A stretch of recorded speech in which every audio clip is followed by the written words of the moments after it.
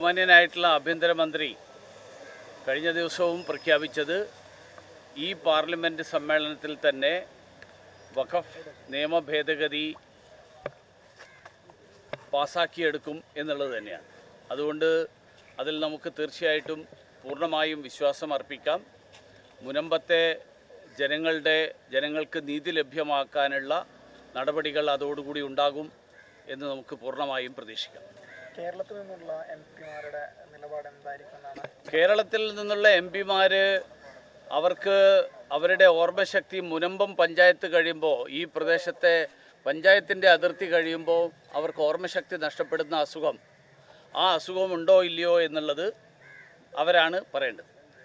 കാരണം അവരിവിടെ വന്ന് പറയുന്നത് ഞങ്ങൾ നിങ്ങളോടൊപ്പമാണെന്നാണ്.